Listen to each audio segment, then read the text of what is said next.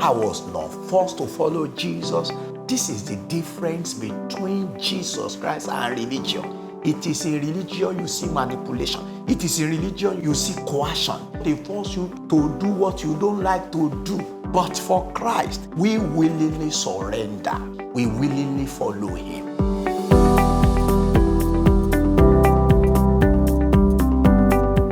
Holy Father, we appreciate you for your goodness. Be thou exalted, Lord, in Jesus' name. Thank you for your care for the souls of men.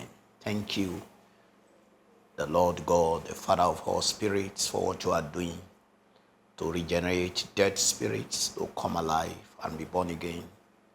And what you are doing for the born again, for them to be grounded and be rooted in their faith in Christ Jesus. We give you praise.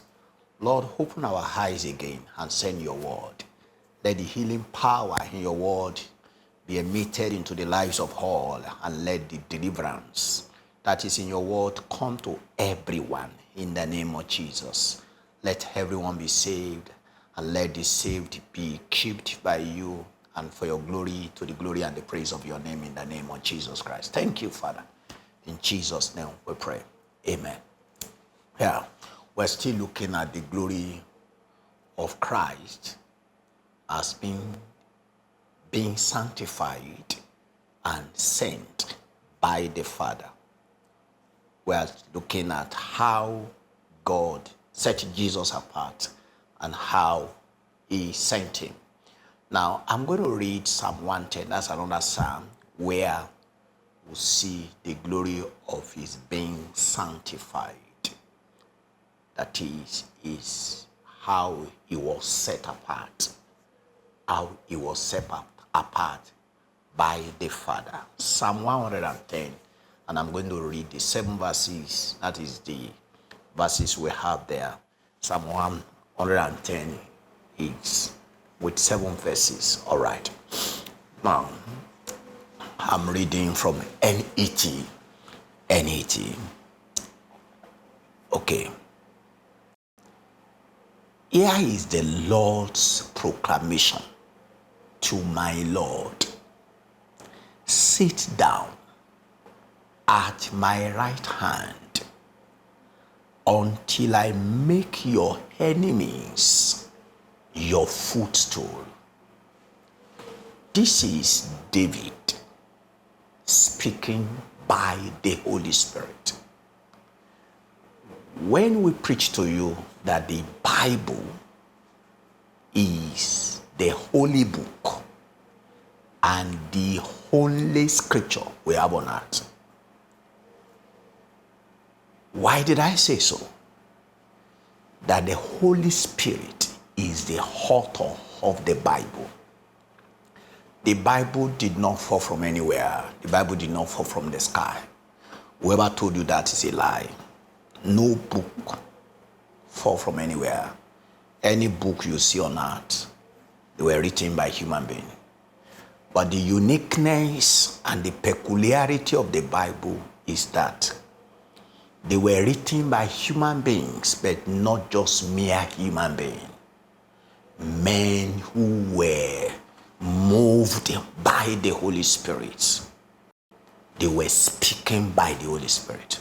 Jesus Christ was challenging the Pharisees and the scribes, the doctors of the law. He asked them a question, and they dare not ask him another question again because they were unable to answer this question. He said, who do you think that Jesus Christ is? They said, he is the son of David. And he said, okay, son of David, all right. Why is it that David was speaking by the Holy Spirit? And he wrote about him that, Lord, tell my Lord to sit at your right hand until you make all his enemies to be his footstool. Why did David, if he were to be the son of David, Jesus has to be the son of David, why did David was speaking by the Holy Spirit call him Lord? So when we are talking about the glory of Jesus Christ being sanctified, and this God set him apart to be the Lord. That wasn't human making. That was not anybody's making. That was the God prerogative right and his decision as imperial authority who does what he wills.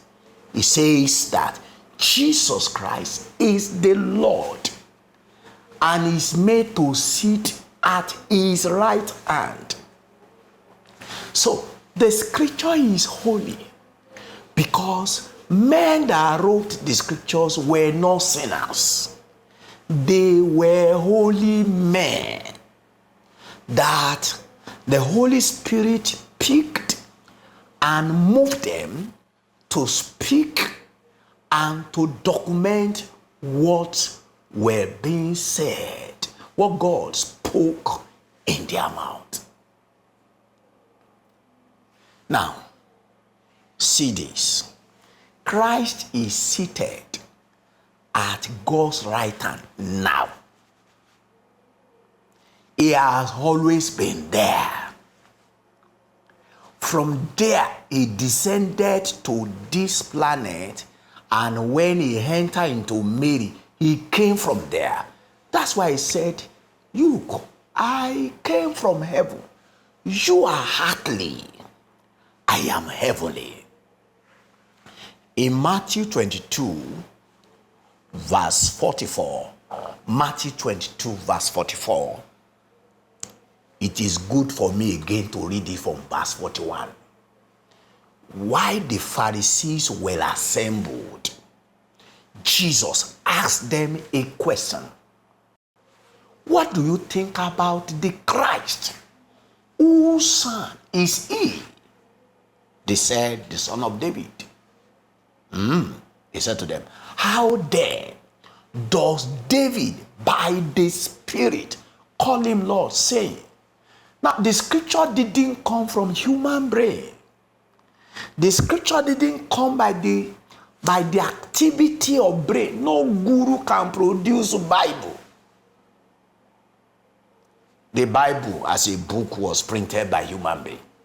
The Bible as a book, you have the translation of the scriptures to different languages. Human being did that in the flesh. The translation of the Bible from one language to the other, they are the product of human brain. People who learn language, who understood Hebrew, who understood Aramaic, who understood Greek, they translated the scriptures to what we have now in English or in whatever language you have it. Just like Baba Jai Krada did the translation of the Bible from English to Yoruba, that was not by the power of the Holy Spirit. That was the work of his brain, because he was learned and he knew English and he understood Yoruba, so he did what he could to translate from English to Yoruba. But when we are talking about divine oracle, the scripture as it came from heaven, it was the work of the Holy Spirit in certain individual who wrote the scriptures, about 40 of them. So you can't be tracing Bible to King James that was written in 1611. No, you'll be making mistake. So the word is older than King James. The scripture has been handed to the fathers of the Jews. That's what we are dealing with here. So Jesus was referring to that scripture. And that is what we have today in our Bible that we are carrying. Okay, listen. He said to them, how then does David by the Spirit call him Lord, saying, the Lord said to my Lord, sit at my right hand until I put your enemies under your feet. Come again to the testimony of the scripture in 1 Corinthians 15:25, according to Apostle Paul now. He said, for he must reign until he has put all his enemies under his feet. Jesus is reigning now.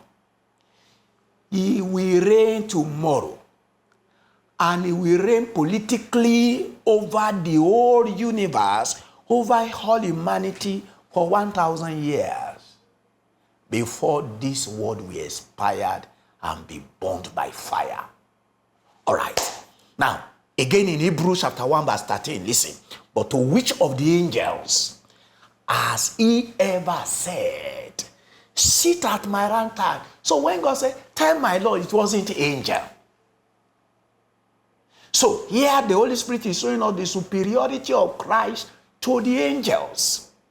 Say, which of the angels has he ever said, sit at my right hand until I make your enemies a footstool for your feet? So, beloved, what we are showing to you is the glory of Christ being sanctified and sent by the Father. So his enemies will be made to submit to him. Yes, everyone that is against Christ is the enemy of Christ. Listen to this. Anyone that is against us, when I use the word us, I mean those of us that we are God's children and God's servants. Whenever you hate any child of God, you are God's enemy. Whenever you hate any servant of God, anywhere, and I'm not talking of people who call themselves servant of God, that they are the enemies of the cross and they are the agent of the devil. Anyone who is made by Christ, by the word of God, and is sent by the word of God, and is testifying to the truth of the scripture. Jesus said, whoever receives you, receive me.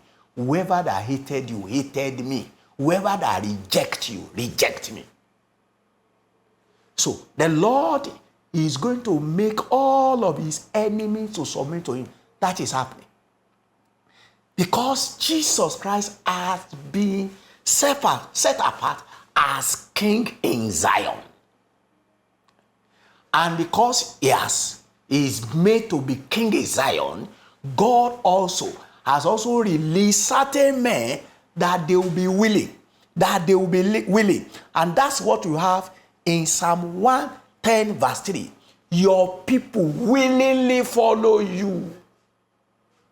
When you go into battle, those of us that are following Christ, we willingly follow. Somebody like me and many others and all of us that we are in Christ, we willingly follow. My parents were not Christians. I was not born in a Christian home. My parents were Muslim. I was born a Muslim. My name is Jumat by name. And how did I come to know Christ? This Jesus that I'm preaching to you appeared to me. How? I heard the gospel and I saw him who died for me of my sin. I saw him as the Son of God. I saw him as the King of my life. And I surrendered to him. I was not forced to follow Jesus. This is the difference between Jesus Christ and religion. It is in religion you see manipulation. It is in religion you see coercion. It is in religion they force you to do what you don't like to do. But for Christ, we willingly surrender. We willingly follow him. If you are also born again, some of you are going to church, they were forcing you, your parents forced you to be in your denomination. And when you are out of your denomination, your father said, I have disowned you. That is religion. So when we talk about religion, Christianity is included. Yes, God is never religious. Yes, Jesus is never religious. When we receive the call of God to come to Jesus, is to have relationship with him. Yeah, it is our relationship with him that made us to be who we are. That relationship brought us out of sin. That relationship purged us from sin. And God is still consistently working on us to be who he wants us to be. And by the power of that relationship with Christ, we are who we are, and it is the relationship of God that sent us. What I'm doing now, Jesus sent me, and I willingly follow him. I willingly follow him. We give our tithe, not because of religious system. We give our money, not because somebody or one pastor taught us somewhere, or we listen to one man of God on social media, and then we now change. No. Before they came, before we know anybody that is preaching anything, anybody has right to say anything. But we also have our right to choose. We are following Jesus, and we are following Jesus. And we are not coerced to do it. We are not cajoled to do it. Our consecration is unto him, not to anybody. And that is what God said. He said, your people, I am one of his people. I willingly follow him. I willingly follow him to do what I am doing. And listen, said, on the holy hill at sunrise, the dew of your youth belongs to you. Let's pray. Father, Lord, I pray you bring understanding to your people. Let your work be done. Let your glory be revealed. Oh, remove every veil. As many who are still in your church, but they don't have relationship with you, that they are not yet saved, let alone they be sanctified.